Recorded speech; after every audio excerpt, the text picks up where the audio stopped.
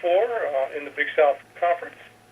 Before we begin with our coaches, I would like to go ahead and go over some of our notes from this past week.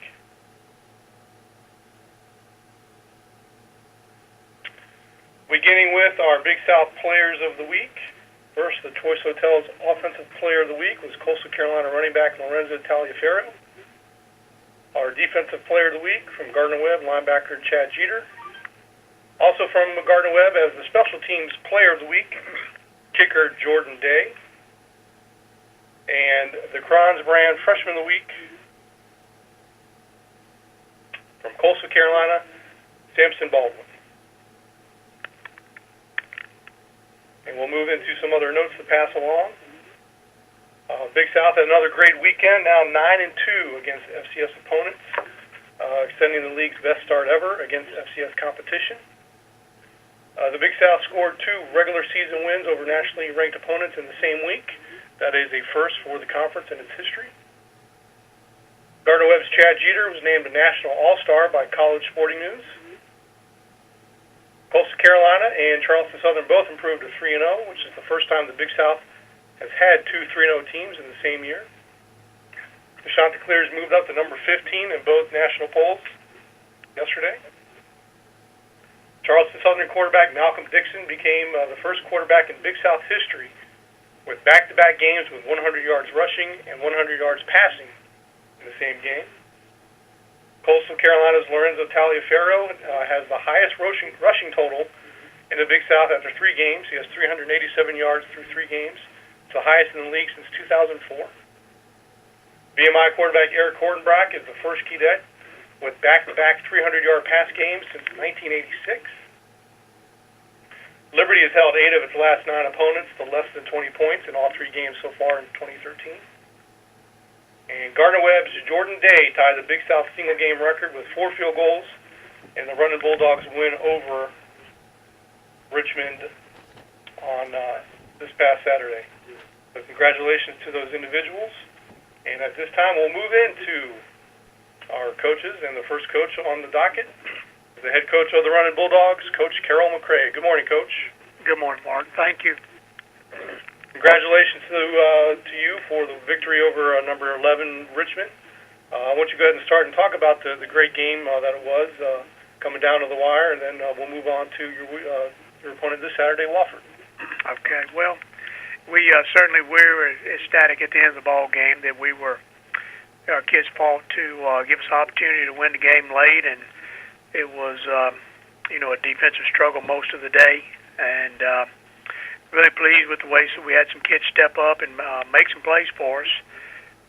But most of all, as a team, I thought we kind of hung in there together, something that we had set a goal for that maybe we had not done well in the past, and thought we made some improvements from the previous week when our performance was very poor at Marshall. We aligned a little better. I thought our communication was a little better. When we had lapses, it continued to be the same way, some immaturity in communication and things that held us back.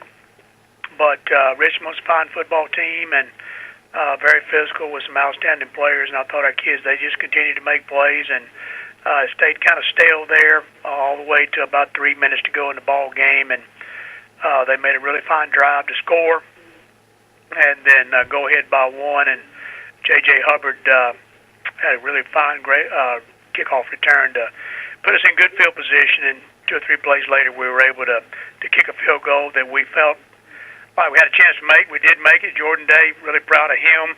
It's the first time he'd kicked a field goal in the ball games, I think, since like 09 or something, when he was a junior or senior in high school. And he really came on, had some focus, and kicked well during the day. And then felt like we had an opportunity there. But Richmond, being the team they are, certainly took it right down the field and was able to get their field goal team on the field and had a chance to win the football game. And we were lucky that it was a little bit short or left. Had a chance to make some plays on the ball prior to it. It did not do it. So we have plenty of correction to make defensively to play better in those situations, and certainly offensively we didn't get in the end zone. We had a huge turnover on the +3 yard line going in where Richmond picked the ball off, and that was our opportunity to score. But overall, we grew a little bit. I felt like our special teams had improved a little bit over the last 2 weeks, and they continue to improve, which is very pleasing for us. And but offensively and defensively, although our effort was better, we have quite a bit we have to work on to be a better football team. This coming week, certainly our challenge continues to be before us. Wofford is the football team you would expect them to be from Coach Ayers. Probably going to be one of the tops in the Southern Conference. Had a big win over Georgia Southern at home, and had just come off beating the Citadel at the Citadel. So they've proven they can win on the road, and certainly they enjoy playing over in their stadium in Spartanburg. But the same team that I'm used to from being at Furman and other places, certainly respect Coach Ayers and their staff greatly. Solid fundamental football team. Offensively, they do what they do. You got to try to, stop the run. You got to make sure you're ready for responsibilities on option football. Got a big offensive line. Most of the times, I remember Coach Ayers that, when the linemen grow into that 300-pound range is what they average, then it really suits that physical running style up front for them. Playing a couple of quarterbacks right now, but they got some seniors at tight end, receiver, and running back that are playing very well offensively. On the defensive side of the ball, they've 3-4 football team that plays very fundamentally sound, led by their outside linebacker, who's an all-star candidate in the Southern Conference, and kind of square and physical up front to challenge your run on the defensive side. Special teams-wise, their place kickers are leading returning score and still doing a really good job. But exactly what you'd expect out of Coach Ayers. They certainly are very prestigious in the Southern Conference, made a name for themselves around the country in the playoffs and how well they play. And I think they have another contending football team to put on the field this year. So another great challenge for us. All right, thanks, Coach. At this time, we'll take questions for Gardner-Webb head coach Carroll McCray. To ask a question, please press *1 on your phone at any time, or click the Q&A link near the top of your browser and click raise hand if you joined us via the web. Questions for Gardner-Webb head coach Carroll McCray. And, Coach, first question for you is from Chris Lang of the Lynchburg News and Advance. Go ahead, Chris. Carroll, how you doing this morning? I'm doing fine, Chris. Just wanted to ask you two questions real quick. Richmond seemed to be able to move the ball on you guys between the 30s pretty decently last week, but you guys kind of buckled up when you needed to. What was the key to being able to stop them on such important plays there? Well, they're very explosive, and we gave some ground when we didn't want to give ground in between the 20s, and settled down a little bit more. We made a couple of big plays. They had a big turnover, going in when they had an opportunity to score once, and we got the football back after they'd made a big play on a catch down the middle. But I thought our kids buckled down just a little bit when the field got a little bit tighter. I thought we tightened up and broke on the football a little bit better and stopped the run a little bit better as they got closer. And we were just fortunate that we were able to make a couple of plays down there to keep them out of the end zone. And then, not being able to get into the end zone in this game, what were they doing so well to be able to kind of hold you down when you guys got to the red zone? Well, they were a tough physical defensive team, and we thought we had some opportunities. Probably the biggest compliment I can give them is that their perimeter and secondary guys were outstanding tacklers. I thought their safeties were extraordinary, and we got very little yardage after we were hit, down the field, and so I thought they did a great job tackling, and we were unable to pull away and make any plays on them. So it was a methodical approach. What we got is what we got through the run or through the air, and once they hit us, we did not give much yards after contact, and which is a credit to the strength of their football team, and thus we weren't able to punch it in when we got down there tight. All right, thank you. Thank you. Thank you, Chris. And, Coach, next question for you is from Matthew Clark of the Daily Courier. Coach, good morning. Good morning. How you doing, Matthew? I'm doing well. How are you, sir? Fine. Coach, obviously it's a win, and the old axiom says a win is a win is a win.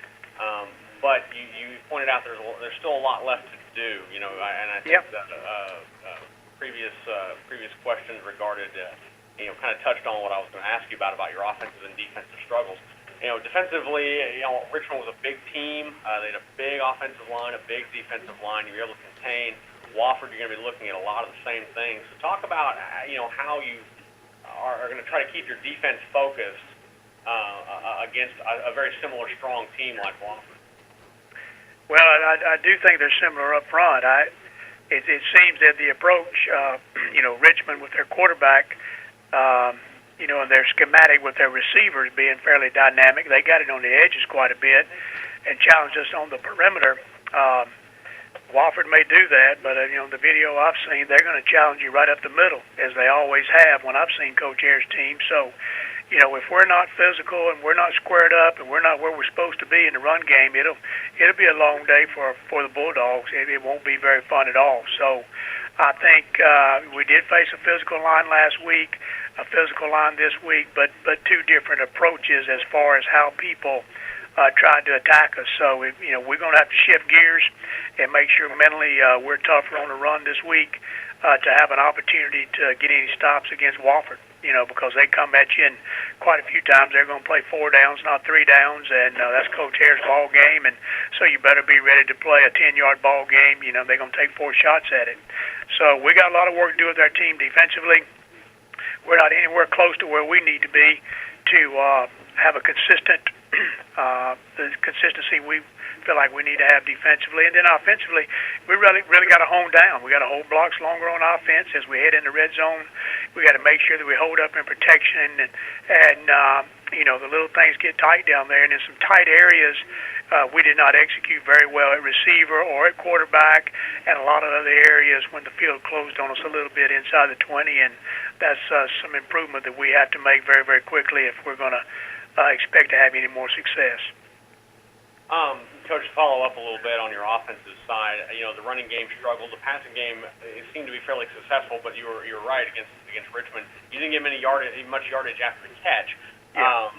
Is there going to be a shift in focus to try to establish more of the running game a little bit this week against Wofford's big 3-4 front, or are you going to continue to look at utilizing the pass a little bit more, maybe getting Kenny Cook a little more involved, and Seth Cranful's healthy, maybe utilizing him a little bit more in the offensive game? Well, I think it's very important that we continue to work hard to try to get the run game going. I think the pass game comes off that, and I don't think we can deter from our desires to want to run the football. And I think if you want to have an opportunity to compete against a team like Wofford, you better be able to run the football. And I think your best defense a lot of times is to keep your offense on the field playing a 10-yard ball game and trying to move the chains so that their high-powered option offense stays on their sideline. And when you play a team like Wofford, certainly your opportunities on the field shrink. You don't get quite as many possessions as you might against another football team because they love to have their offense on the field as much as possible. And so I think the game plan has to stay. Run the football, try to keep your offense on the field, and get Juwan Blunt and J.J. Hubbard moving up and down the field with some runs so that we can get the ball to Kenny and those other guys at the optimum time for us to make some plays. And what is the status of Seth Cranful at this point? If we had to play today, he could not play. I do not know if he'll be ready by the end of the week. I think everybody else will be full speed, but I think he's very doubtful right now to participate in the ball game, but we'll treat him all the way up through the week and see how far we can get him. Thank you, Coach. Thank you. Thank you, Matt. And, Coach, last question for you. I'm sorry, we got 2 more questions for you. The next one is from a media member in Spartanburg. Please identify yourself before your question of Coach. Hey, this is Todd Jones at the Herald Journal. How are you doing? I'm doing fine, and I can barely hear you. Okay. I was just going to ask you if you could share the story about Jordan Day. Excuse me, and how he ended up on the team and how quickly he won you over. Jordan Day was a young man that played soccer here and, had a good experience here at Gardner-Webb. And I think the first day I was hired back in February, he dropped by the office and said he kicked for a living and he'd like to have a shot to be a part of our football program. And I told him I didn't know anything about our kicking game, but stay in touch with me. And I'll be honest with you, he came by the office once a week, every week until we got settled in here and got a grasp on who we had and who we didn't have, and came out in spring and was a little sporadic. Came back in a lot better shape in the summer as far as getting his leg kicking a football, and had a good summer camp. He still learns every day. Hadn't played much football in a long time, so everything we do from stretch and warm-ups to pregame meal and all that's a little bit different for him, but he's really come around, and I've been very, very happy for him that this has started to be a good experience for him, and certainly he's helped our team not only by kicking the field goals this past week, but he's become our punter as well, and he's done a pretty good job with that. So it's a continual growth, but very persistent young man. He really enjoys playing ball, and I think certainly it's been a plus for us right now. Thank you, Coach. I appreciate it. Thank you. Thank you, Todd. And, Coach, last question for you is from Nick Pierce of the Liberty Flames Sports Network. Okay. Hey, good morning, Coach. Good morning, Nick. I want to ask you about J.J. Hubbard. How were you able to get him involved in the run game? It looks like he had one big chunk of yards that he ripped off there. Well, he did. J.J. gives us a change of pace. You know, Jawan's our every down back, and J.J. gives us a spurt in our offense in different ways. He's really a good pass catcher, and we were able to get the draw and bounce it outside on a blitz, and he made a big run there that I think at the end of that drive we were able to get one of the field goals for the day. And then probably the most dynamic play of the day for us is, he's a pretty good kick returner, and he took the last kickoff return of the game down to our plus 47 and put us about 25 yards away from a field goal range. So, open field is a game, and he did clip off a big chunk with draw, and then had the big play in the kicking game. So he's a great change of pace guy, and he gives us a little wiggle back there that we need to keep us moving. Thank you. Thank you. All right, thank you, Nick. And that's all the time we have for you, Coach. Thanks for joining us. Congrats again on the win, and good luck Saturday at Wofford. Thanks, Mark. Appreciate it. Certainly wish best of luck to all the Big South teams this week. Y'all have a good day. Bye-bye. All right.